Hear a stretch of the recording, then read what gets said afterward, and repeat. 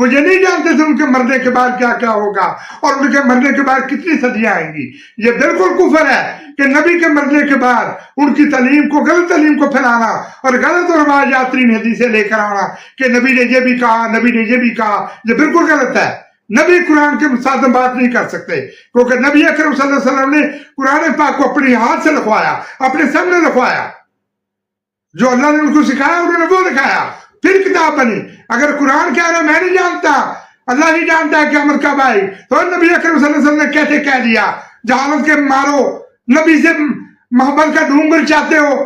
حضور نے کہا، حضور نے بالکل نہیں کہا، تماشا بنایا ہوا ہے۔ انہوں نے نبی کا نام لے کر لوگوں کو متعارف کرتے ہیں، ان کے نام پہ زکاتیں کھلاتے ہیں، ان کے نام پہ ٹھگی مارتے ہیں، ان کے نام پہ بات سناتے ہیں، حالانکہ انہوں نے نہیں کہا۔ یہ میں کہتا ہوں، آؤ میرے اوپر ہزاروں فتوے لے کر آؤ، میں کہتا ہوں نبی اکرم صلی اللہ علیہ وسلم نے یہ نہیں کہا جو حدیثیں تم بنا کر لے آتے ہو، من گڑت اور بے بنیاد اور واہیات ترین حدیثیں۔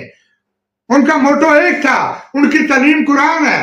آؤ قرآن میں مجھے بتاؤ کیا لکھا ہے۔ قرآن میں اس طرح کی کوئی بات نہیں، قرآن میں یہی لکھا ہے کہ نبی اکرم صلی اللہ علیہ وسلم صرف ایک رسول ہے، وما محمد الا رسول قد خلت من قبلہ الرسل۔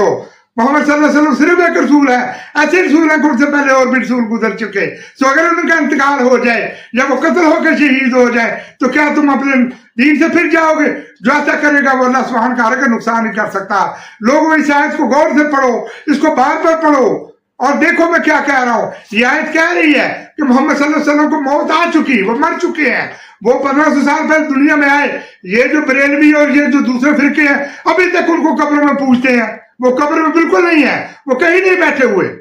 اور شرم کرو، کوئی سعودی عرب سے دوبارہ تعلیم لے لو جہاں وہ پیدا ہوئے تھے، جہاں وہ آئے تھے۔